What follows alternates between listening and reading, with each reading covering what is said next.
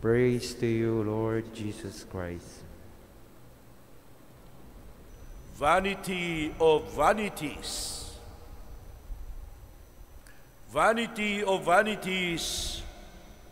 Everything in this world is vanity. Nothing is new under the sun.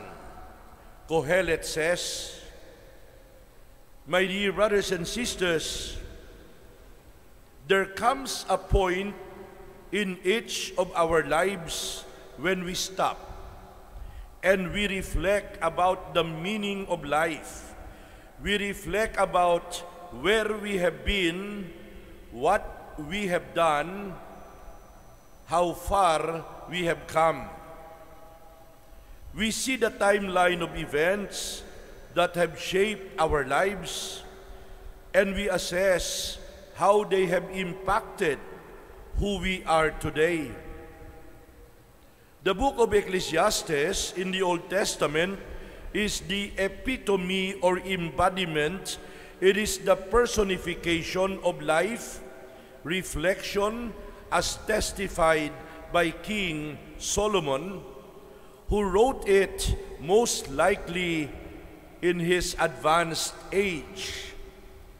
Metaphorically, the book of Ecclesiastes reads like a photo album. It is like a scrapbook of memories that have shaped Solomon's perspective of life over time.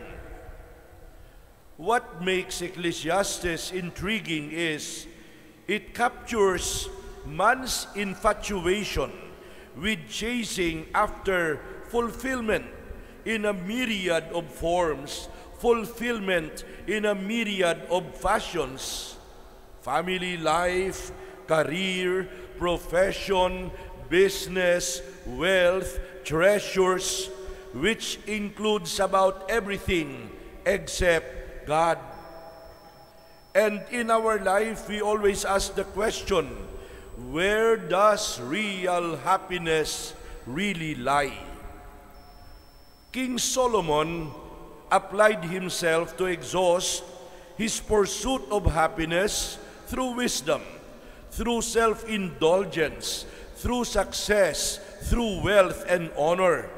He pursued the treasures of this world to the extent that he achieved all of them, only to come to the same conclusion each time, that life is void of meaning, that life has no purpose except with God.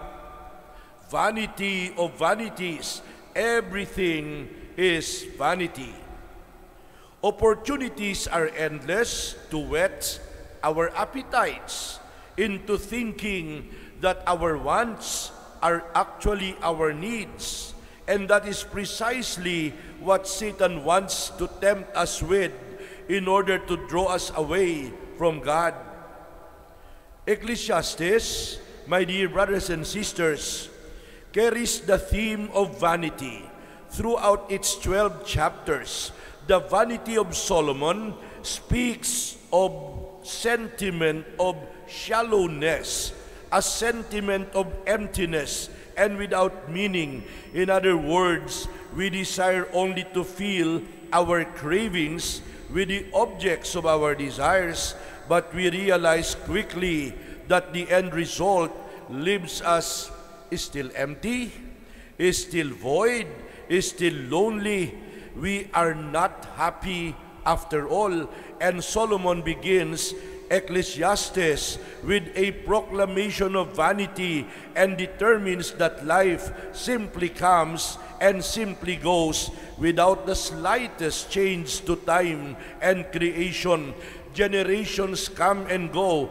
The sun rises in the morning and sets in the evening. The wind blows where it wills. Waters rise and fall. All these events exist independent of man because they are ordained by God.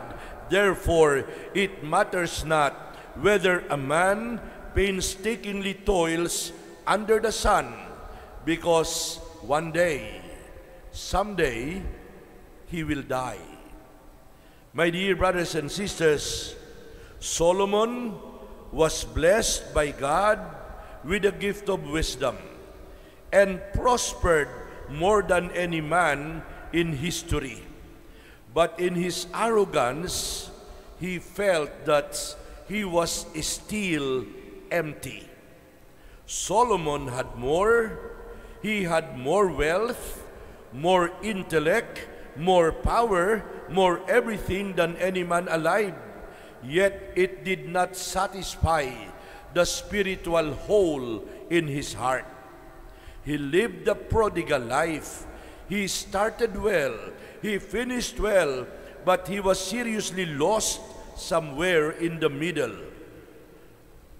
Ecclesiastes is a warning to those of us who think life is about our joy, about our comfort, about our happiness, and about our contentment.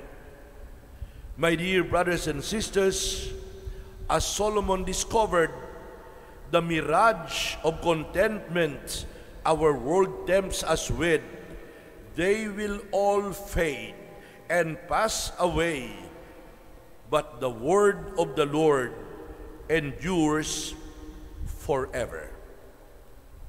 Again, vanity of vanities. Everything in this life is vanity.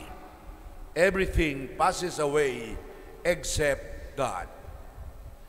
When the responsorial psalm was being read a little earlier, there are a few lines that caught my attention, and I'd like that we end our little reflection with this beautiful prayer from the responsorial psalm.